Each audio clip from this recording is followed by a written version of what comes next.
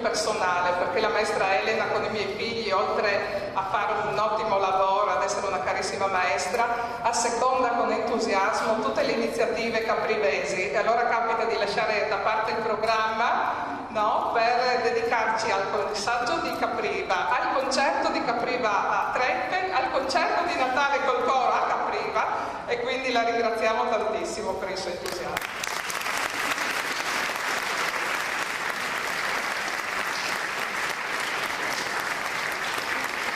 Un altro ringraziamento lo faccio da parte di Federica, che questa sera ha coronato il suo sogno, che era quello di accompagnare il canto della mitica Lorella.